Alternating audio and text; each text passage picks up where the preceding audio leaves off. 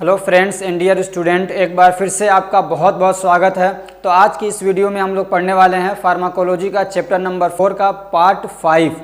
उसमें हम लोग पढ़ेंगे एंटी डिप्रेसेंट। तो क्या होता है एंटी डिप्रेसेंट, इसके बारे में पहले मोटा मोटा समझते हैं, फिर उसके बाद डिटेल में हम लोग पढ़ेंगे। तो एंटी डिप्रेसेंट वो दवाएं होती हैं जो डिप्रेशन को ठीक करने के लिए यूज़ होती हैं। The drugs are use to treat depression are called anti depressant, यानी वो दवाएं जो डिप्रेशन को ठीक करने के लिए यूज़ होती हैं उसको हम लोग बोलते हैं एंटी डिप्रेसेंट। अब ये डिप्रेशन क्या होता है, तो डिप्रेशन भी एक मेंटल डिसऑर्डर है। इसमें क्या होता है कि आदमी जब निराश होता है, मान लीजिए किसी का बहुत तगड़ा नुकसान हो गया, कोई बिजनेस कर रहा था और 10-15 लाख 1 करोड़ का नुकसान हो गया, तो आदमी को क्या होता है, थोड़ी सी नाउम्मीदी होती है, निराशा होता है। यही निराशा जब बढ़ता जाता है तो आदमी एक टाइम आता है कि वो सुसाइड करने की सोचने लगता है। समझ में आ रही बात? तो इसके पूरे स्टेप में पहले आदमी क्या होगा, थोड़ा निराश होगा, लोगों से थोड़ा अलग होना शुरू हो जाएगा, फिर उसको अच्छा नहीं लगेगा, बेचैनी सी होती है, फिर क्या खाना पीना छोड़ देगा, जो नींद है नींद उड़ जाती है। फिर एक टाइम आता है कि आदमी इतना ज़्यादा डिप्रेस हो जाता है, अगर उसका इलाज ना किया जाए, कि वो चाहता है कि अब मैं मर जाऊँ। अगर लोग उसको कहें, समझाएं बुझाएं नहीं, अगर उसका साथ न दें, अगर उसकी कोई हेल्प न करे, जब ये डिप्रेशन अगर बढ़ता रहे, अगर ऐसे ही बढ़ता रहे, अगर कोई उसको संभाले नहीं, उसको दवा ना कराए, तो एक दिन आता है कि आदमी जब उसके पास ऐसे उसको फिर ऐसे थॉट्स आने लगते हैं कि जब वो नदी के पास से गुजरेगा तो चाहेगा इसमें डूब के मैं मर जाऊं। ऐसे कहीं देखेगा ट्रेन आ रही है तो सोचेगा इसके आगे कूद के मैं मर जाऊं। तो ये कि अपनी आदमी आत्महत्या के बारे में सोचने लगता है जब डिप्रेशन बहुत ज़्यादा बढ़ जाता है। तो ऐसी कंडीशन को ठीक करने के लिए जो दवाएँ दी जाती हैं उसको हम लोग बोलते हैं एंटी डिप्रेसेंट। तो चलिए अब हम लोग डिटेल से देखते हैं। तो डेफिनेशन क्या है, तो डिफरेंशियल क्या है इसकी एंटी डिप्रेसेंट की। The drugs are use to treat depression are called anti depressant. ये आपको मालूम ही है कि वो दवाएं जो डिप्रेशन को ठीक करने के लिए यूज होती है उनको बोलते हैं एंटी डिप्रेसेंट। अब ये डिप्रेशन क्या होता है, तो depression according to WHO, depression is a mental disorder.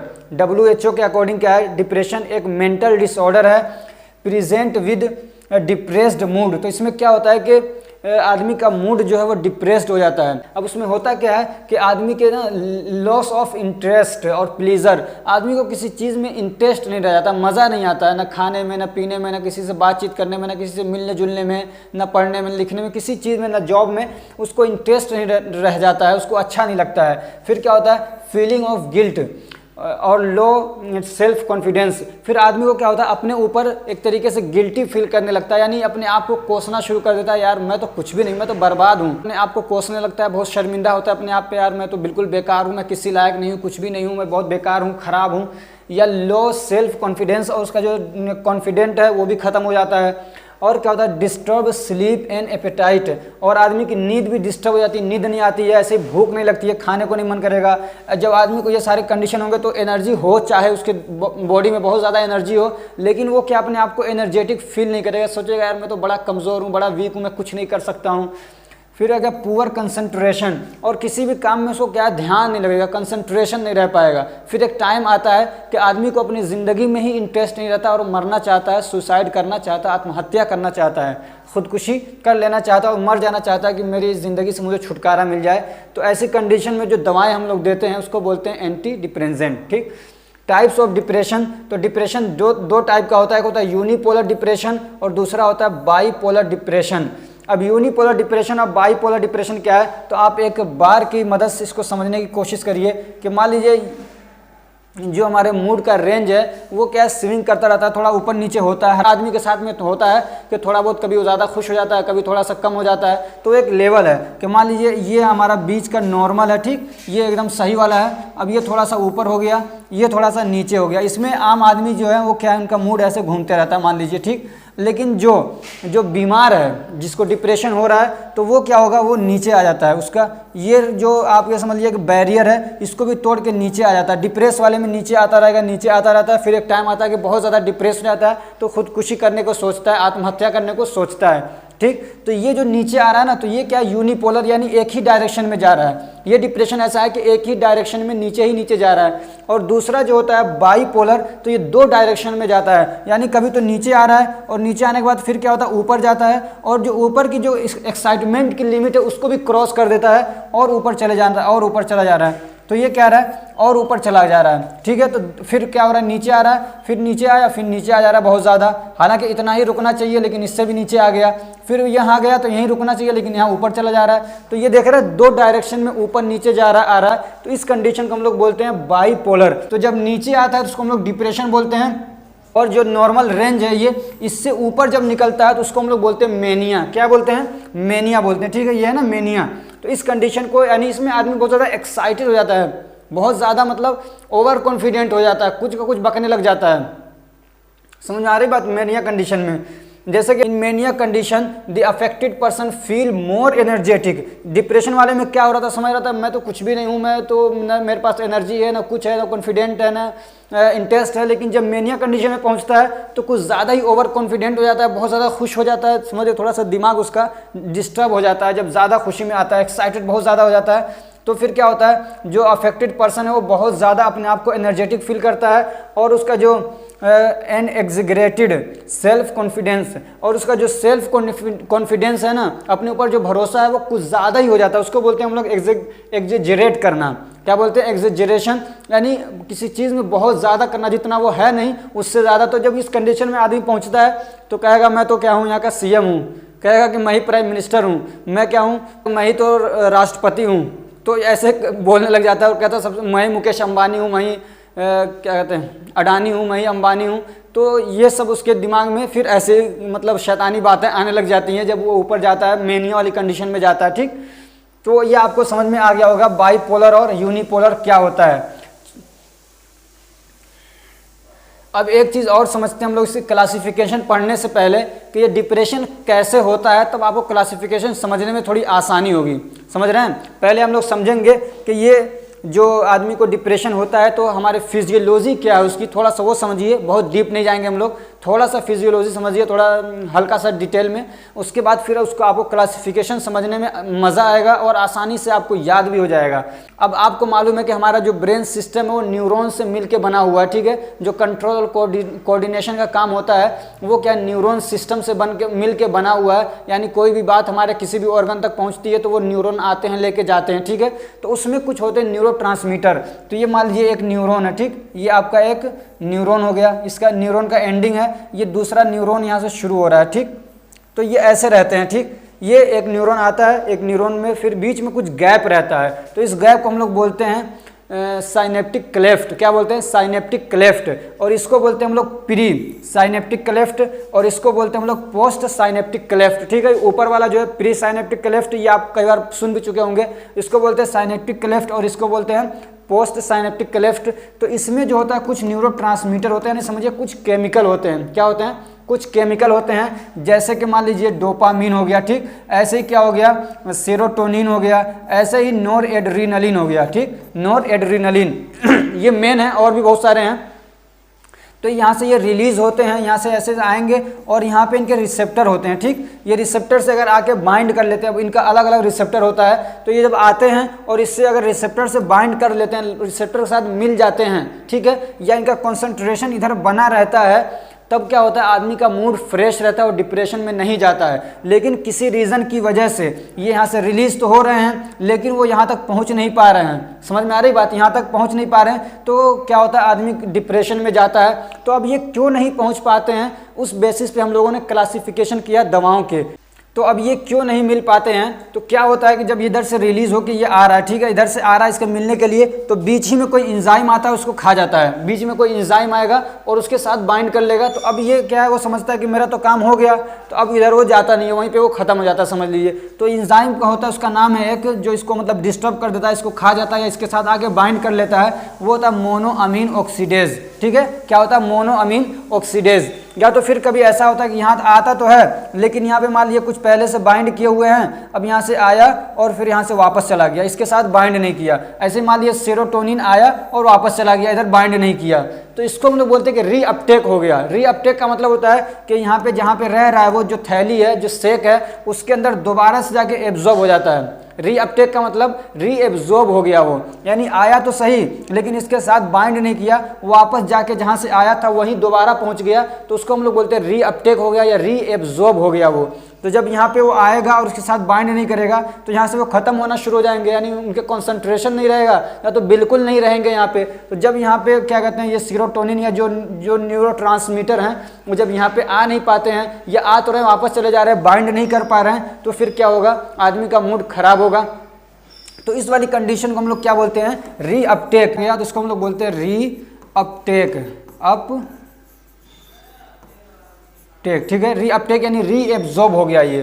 तो अब हम लोग क्या करेंगे कि ऐसी दवाएं देंगे कि वो इसको रोक दे, यानी जो मोनोअमीन ऑक्सीडेज इनहिबिटर है उसको काम करने से रोक दे, उसको भगा दे, तो फिर ये आएगा और इसके साथ मिल जाएगा तो आदमी का मूड फ्रेश रहेगा। तो ऐसे जो दवा होगी उसको हम लोग बोलेंगे मोनोअमीन ऑक्सीडेज इनहिबिटर। इनहिबिट मतलब ये जो एंजाइम है उसको इनहिबिट कर देगा, काम करने से उसको रोक देगा, ठीक। तो वो एक क्लासिफिकेशन ये हो जाएगा आपका मोनोअमीन ऑक्सीडेज इनहिबिटर। और एक दवा आएगी जो इनमें से कोई भी आ रहा है वो मतलब सिलेक्टिव नहीं है, ये आ रहा है और रीअपटेक नहीं होने देगा उसको, ठीक है। यहाँ पे आ रहा है वो भागना चाह रहा है तो कहेगा रुक रुक रुक, भागना नहीं है तुझे, इसके साथ मिलके काम कर ताकि इसका मूड फ्रेश रहे, तो वो उसको रोक देगा, ठीक है, रोक देगा। तो वो क्या हो जाएगा, ट्राईसाइक्लिक आता है, ठीक है, ट्राईसाइक्लिक, ठीक, एंटी डिप्रेजेंट, ठीक है, एंटी डिप्रेजेंट, ठीक। तो दूसरा टाइप ये हो गया क्लासिफिकेशन का कि ट्राईसाइक्लिक आएगा, ये रीअपटेक करने से रोकेगा। अब ये क्या है, सेलेक्टिव नहीं है, चाहे वो डोपामिन वापस जा रहा हो तो उसको भी रोक देगा, या सेरोटोनिन वापस जा रहा है तो उसको भी रोक देगा, या नॉरएड्रेनालिन है वापस जा रहा है उसको रोक देगा, नॉरएपिनेफ्रिन मान लीजिए वो वापस जा रहा है तो उसको भी रोक देगा। तो ये क्या होगा, नॉन सेलेक्टिव है, ठीक है, नॉन क्या है, नॉन सेलेक्टिव, कोई खास नहीं है इसके लिए। और तीसरा एक आता है जो सिर्फ सीरोटोनिन अगर यहाँ से आया और वापस जा रहा है, सीरोटोनिन, समझ में आ रही बात, सिर्फ सीरोटोनिन क्या है वापस जा रहा है तो वो होगा सेलेक्टिव सेरोटोनिन रीअपटेक इनहिबिटर। क्या होगा, तो वो इसके लिए सेलेक्टिव होगा, इसके लिए खास होगा, ठीक है, सीरोटोनिन के लिए। तो उसको हम लोग बोलेंगे सेलेक्टिव सीरोटोनिन रीअपटेक इनहिबिटर। तो ये तीन तरीके से क्लासिफिकेशन हम लोग पढ़ेंगे। और एक होता है एटिपिकल, तो उसमें इसको हम लोग ध्यान नहीं देते हैं, ठीक है। हाँ, इससे पहले कि हम लोग अब क्लासिफिकेशन पढ़ें, आपसे एक रिक्वेस्ट है कि अगर आपको हमारा पढ़ाया हुआ अच्छा लग रहा है तो आप ज़रूर हमको हेल्प करना चाहेंगे, सपोर्ट करना चाहेंगे, लेकिन मैं आपसे हेल्प के लिए कोई पैसा नहीं मांग रहा हूँ। आपसे एक रिक्वेस्ट है कि जिन्होंने मुझे बहुत ज़्यादा सपोर्ट किया, मुझे अपना ये पूरा डिजिटल बोर्ड और कैमरा सब कुछ दिया उन्होंने, तो उनका एक चैनल है, यूट्यूब चैनल, उनका नाम है एंड स्टडी। किस नाम से है, एंड स्टडी। मैं डिस्क्रिप्शन में उसकी लिंक दे दूँगा। आपको क्या करना है, एंड स्टडी पे जाना है, उसको चैनल को सब्सक्राइब कर लेना है। तो अगर आप इसको सब्सक्राइब कर रहे हैं इसका मतलब आप उनके चैनल को सपोर्ट कर रहे हैं, ये इनडायरेक्टली आप मुझे सपोर्ट कर रहे हैं, क्योंकि उन्होंने मुझे हेल्प किया, बहुत ज़्यादा मुझे सपोर्ट किया, तो मैं भी चाहता हूँ कि उनकी कुछ मदद कर सकूँ। तो इस माध्यम से मैं उनकी मदद करना चाह रहा हूँ। तो इसलिए आपसे क्या है, हम्बल रिक्वेस्ट है कि इस चैनल को जाके आप लोग सब्सक्राइब कर लीजिए। चलिए अब आगे हम लोग क्लासिफिकेशन देखते हैं। तो क्लासिफिकेशन आपको आराम से याद हो जाएगा। पहला क्या था कि जो एंजाइम था जो बीच में न्यूरोट्रांसमीटर को क्या खा जा रहा था, तो वो जो उसको रोकने वाली जो दवा होगी उसको हम लोग बोलेंगे मोनोअमीन ऑक्सीडेज इनहिबिटर। क्या होगा, मोनोअमीन ऑक्सीडेज इनहिबिटर। ये मोनोअमीन ऑक्सीडेज क्या है, ये एक एंजाइम है। क्या है, एक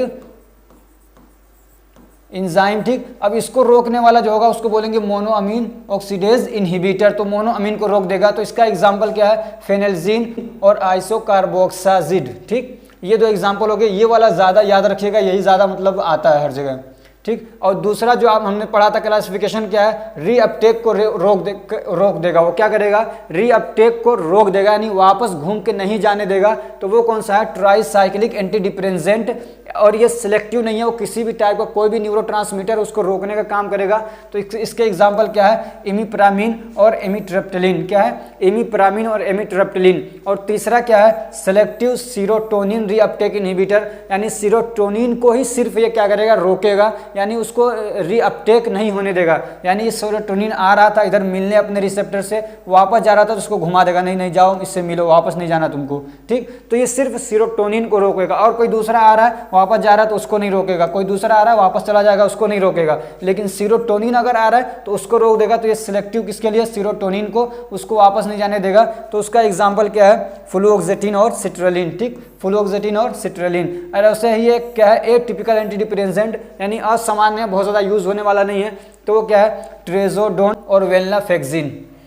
अब हम एक एक जो तीनों क्लासिफिकेशन है उनको हम लोग थोड़ा सा डिटेल में देखेंगे, क्या उनका फार्माकोलॉजिकल एक्शन, इंडिकेशन, कॉन्ट्राइंडिकेशन और डोजेज। हर एक में से हम लोग एक दो एग्जांपल्स लेंगे सिर्फ, ठीक है।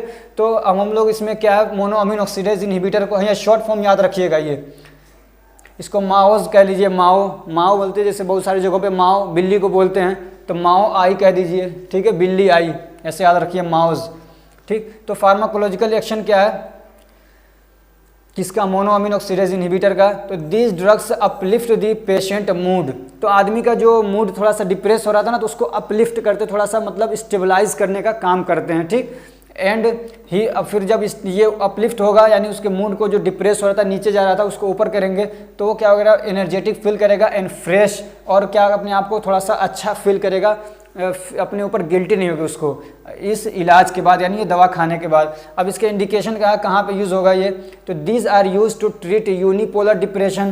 तो ये जो मतलब मोनोअमीन ऑक्सीडेज इनहिबिटर हैं, ये यूनिपोलर डिप्रेशन को ठीक करने के लिए यूज़ होते हैं, but they are second line drug. लेकिन ये क्या है, सेकेंड लाइन ड्रग है। सेकेंड लाइन ड्रग का मतलब ये होता है कि जो फर्स्ट लाइन ड्रग है, जैसे कि मान लीजिए फर्स्ट लाइन ड्रग है ट्राईसाइक्लिक एंटी डिप्रेसेंट, तो पहले ही नंबर पे ये दवा नहीं देंगे हम लोग। मान लीजिए किसी को डिप्रेशन हुआ तो शुरू में हम लोग मोनोअमीन ऑक्सीडेज इनहिबिटर दवा नहीं चलाएंगे, बल्कि हम लोग पहले कौन सी देंगे, ट्राईसाइक्लिक एंटी डिप्रेसेंट देंगे। अगर ये दवा काम नहीं करेगी तब हम उससे थोड़ा सा हैवी दवा जो है वो क्या है, मोनोअमीन ऑक्सीडेज इनहिबिटर, तब हम लोग उसको देते हैं ये डिप्रेशन वाली कंडीशन को ठीक करने के लिए। होता है सेकेंड लाइन, थर्ड लाइन। अगर ये भी नहीं काम कर रहा तो कोई थर्ड लाइन होगा। तो ये होता है थोड़ी सी हैवी होती है वो दवाएं, तो इस तरीके से हम लोग उसको बांट रखा है, first line, second line, third line. अब इसके कॉन्ट्राइंडिकेशन क्या है, कब नहीं देंगे ये दवा हम लोग, तो जो मोनोअमीन ऑक्सीडेज इनहिबिटर है यार कॉन्ट्राडिकेटेड है, यानी इनको नहीं देंगे किसके साथ में, उन खानों के साथ में जिसमें क्या है, टायरामीन, यानी टायर अमीन असल में है, अमाइनो एसिड एक तरीके का। तो जिन खानों के अंदर टायर अमीन ज़्यादा है, टायरामीन के अमाइनो एसिड ज़्यादा हैं, तो उन खानों में, उस खाने के साथ में हम लोग ये दवा नहीं देंगे। यानी जब ये दवा देंगे तो वो खाना हम लोग नहीं खाएंगे। अब वो खाना कौन सा होता है जिसके अंदर ये केमिकल ज़्यादा होता है, यानी ये अमाइनो एसिड जिसके अंदर ज़्यादा होता है, तो वो जैसे कि जो चीज़ होता है जिसको पनीर भी बोलते हैं, तो वो हम लोग जो पुराना है वो नहीं इसके साथ में, यानी किसी को अगर ये दवा दे रहे हैं तो ये नहीं देंगे। ऐसे ही वो फ्रूट्स जो टॉपिकल पे होते हैं, टॉपिकल मतलब ये है कि वो फल जो मतलब ऊपर जाके फलते हैं, ज़मीन में नहीं होते हैं बल्कि ऊपर जाके फलते हैं और वो पक गए हों, तब उन खानों, वो जो फ्रूट्स हैं उसमें भी क्या होता है, ये वाला अमाइनो एसिड पाया जाता है टायरामीन, तो वो हम लोग नहीं देंगे। जैसे कि उसका एग्जाम्पल क्या है, जैसे केला हो गया, ऐसे ही पाइनएप्पल हो गया, ठीक। अब इसके डोजेस क्या है, कितना देंगे, तो फेनेल्जिन सल्फेट कितना देंगे हम लोग, इसको नार्दिल भी बोलते हैं, ठीक है। इसका क्या कहते हैं, ये मार्केट नेम है इसका। तो 45 से 60 mg पर डे हम लोग दे सकते हैं, ठीक है। कितना, 45 mg से 60 mg तक देंगे, और अगर बहुत ज़्यादा देना है तो 75 mg तक हम लोग दे सकते हैं। कौन सा, फेनेल्जिन। और क्या है, आइसोकार्बोक्सेजिड, इसको हम कितना देंगे, तो 10 से 30 mg तक हम दे सकते हैं। कितना, 10 से 30 mg पर डे दे सकते हैं, और बहुत ज़्यादा अगर देना है तो 50 mg तक हम इसको दे सकते हैं। अब दूसरा जो क्लासिफिकेशन था वो क्या था, ट्राईसाइक्लिक एंटी डिप्रेसेंट, इसको हम लोग रीअपटेक इनहिबिटर भी बोलते हैं, ठीक है। रीअपटेक इनहिबिटर है ये। तो इसके एग्जांपल जैसे कि एमिप्रामिन और एमिट्रिप्टिलिन। तो इसका फार्माकोलॉजिकल एक्शन क्या है, तो जो हमारा ऑटोनॉमिक नर्वस सिस्टम है ये उस पर भी काम करता है। तो वहाँ पे क्या करता है, दे कॉज ब्लड विजन। जब ऑटोनॉमिक नर्वस सिस्टम पे काम करता है तो फिर हमारी जो आई है ना, उस पर भी इसका असर पड़ता है। तो आंखों से आदमी को दिखता नहीं है साफ, ब्लड दिखने लग जाता है, ठीक है। ऐसे ही उसका असर क्या होता है कि माउथ ड्राई हो जाता है, और क्या होता है, कॉन्स्टिपेशन होता है, आदमी को कब्ज होने लगता है ये दवा लेने के बाद, ट्राईसाइक्लिक एंटी डिप्रेसेंट। और क्या होगा, कार्डियोवास्कुलर सिस्टम पे भी इसका असर होता है। तो क्या करता है, हाइपोटेंशन क्या करता है, कॉज करता है, क्योंकि ये बीटा ब्लॉकर है। तो जो बीटा ब्लॉक होता है, बीटा रिसेप्टर, जब उसको ब्लॉक किया जाता है तो आदमी को क्या होता है, हाइपोटेंशन होता है, यानी उसका जो ब्लड प्रेशर है वो लो होता है, ठीक है। ऐसे ये टॉक्सिक इफेक्ट, यानी इसका एक बहुत खतरनाक है ये दवा, टॉक्सिक इफेक्ट है, यानी इसके अंदर जहरीलापन एक तरीके से समझ लिए बहुत ज़्यादा है। तो ये मायोकार्डियम को भी क्या करता है, थोड़ा सा डिफेक्ट करता है। मायोकार्डियम यानी हमारे हार्ट के मसल्स होता है जो, वो मायोकार्डियम होता है, ठीक है। जो सबसे ज़्यादा मोटा मसल्स होता है बीच में, दोनों तरफ एक होता है एंडोकार्डियम और एपिकार्डियम होता है, बीच में जो मसल होता है वो होता है मायोकार्डियम। तो उसको भी क्या करता है, ये थोड़ा सा नुकसान पहुँचाता है। और क्या है, दे इनहिबिट रीअपटेक, जो इसका मेन काम है वो क्या है, वो क्या करता है, रीअपटेक करता है यानी रीअब्जॉर्प्शन को रोकता है। दे इनहिबिट दी रीअपटेक यानी रीअपटेक यानी रीअब्जॉर्प्शन को, यानी आ रहे थे वापस जा रहे थे तो वापस नहीं देता, घुमा देता है वापस उन न्यूरोट्रांसमीटर को, ठीक है। जैसे कि डोपामिन हो गया, नोरेपिनेफ्रिन या सेरोटोनिन हो गया, ऐसे ही नोरएड्रेनालिन भी हो जाएगा, ठीक है। कौन सा, नोरएड्रेनालिन, नोरेपिनेफ्रिन की जगह पे नोरएड्रेनालिन भी आप डाल सकते। अब इसके इंडिकेशन क्या है, तो they are use to treat depression, ये डिप्रेशन को ठीक करने के लिए यूज़ होता है। ऐसे ही क्या है, माइग्रेन को ठीक करने के लिए यूज़ होता है, जैसे कि आधे सर में दर्द होता है उसको माइग्रेन बोलते हैं, तो उसको भी ठीक करने के लिए यूज़ होता है। ऐसे ही अगर किसी कोई पैनिक कंडीशन में यानी कोई बहुत घबरा रहा है तो उसको भी ठीक करने के लिए यूज़ होता है। अब इसका कॉन्ट्रा इंडिकेशन क्या है, तो ये भी क्या करता है, मायोकार्डियल इन्फेक्शन हो गया, हार्ट फेलियर हो गया, तो जिसको इस मतलब कभी इसकी दिक्कत रह चुकी है यानी हार्ट डिसीज से ये आप पढ़ चुके हैं, मायोकार्डियल इन्फेक्शन क्या होता है, ऐसे ही हार्ट फेलियर क्या होता है। अब यहाँ पे ये टाइम नहीं है कि मैं इसको डिटेल बताऊँ, आपने फार्माकोथेरापेटिक पढ़ा होगा, अभी मैंने रिसेंटली इसको पढ़ाया, जाके आप प्लेलिस्ट में देख सकते हैं। तो जिसको ये दिक्कतें रह चुकी हैं, अगर पहले कभी उसकी अगर किसी को पहले ये दिक्कत रह चुकी है तो उसको भी ये दवा नहीं देंगे। ऐसे अगर किसी को नैरो एंगल ग्लूकोमा है तो उसको भी ये दवा नहीं देंगे। ये भी डिटेल से मैं पढ़ा चुका हूँ इसी फार्माकोलॉजी में चैप्टर नंबर 3 के अंदर, कि ग्लूकोमा और एंगल क्या होता है, नैरो एंगल ग्लूकोमा क्या होता है, क्लोज एंगल ग्लूकोमा, ये दोनों एक ही बात है। ऐसे ओपन एंगल ग्लूकोमा क्या होता है। अब इसके डोजेस क्या हैं, तो इमिप्रामिन जो है उसको हम लोग कितना देंगे, तो 75 mg का इसका टेबलेट ज़्यादा, तो डेली हम इसको कितना 75 mg दे सकते हैं, यानी पर डे 75 mg हम दे सकते हैं। और बहुत ज़्यादा कर देंगे तो 150 mg डेली दे सकते हैं हम। और जो इमिट्रिप्टलिन है ये भी सेम, यानी इसको भी 75 mg हम दे सकते हैं दिन में, और अगर ज़रूरत पड़ रही है तो बहुत ज़्यादा तो 150 mg तक हम पर डे दे सकते हैं। अब जो सेरोटोनिन सेलेक्टिव रीअपटेक इनहिबिटर है, जिसको हम लोग SSRI बोलते हैं, ठीक है, SSRI, तो इसके बारे में हम लोग देख लेते हैं। तो इसका एग्जाम्पल क्या है, फ्लूओक्सेटिन और सिट्रलिन, क्या है, फ्लूओक्सेटिन और सिट्रलिन। तो इसका फार्माकोलॉजिकल एक्शन क्या है, तो it's pharmacological action is just like the tricyclic antidepressant. तो जो ट्राईसाइक्लिक एंटीडिप्रेसेंट हम लोगों ने अभी पढ़ा ना, जो उसका फार्माकोलॉजिकल एक्शन है सेम इसका भी वही है, ठीक है। ये पढ़ा ना हम लोगों ने फार्माकोलॉजिकल एक्शन के, ये क्या है, ब्लड आई करता है, माउथ को ड्राई करता है, कॉन्स्टिपेशन हो जाता है, हाइपोटेंशन करता है, और क्या करता है, ये रीअपटेक को रोकता है। तो ऐसे ही सेम इसका भी क्या है, वो क्या कहते हैं, फार्माकोलॉजिकल एक्शन है, लेकिन उससे थोड़ा कम है, वो थोड़ा सा ज़्यादा हार्ड है, और ये उसके मुकाबले में इसका जो इफेक्ट है वो थोड़ा सा लो है, ठीक है, इतना फ़र्क है बस।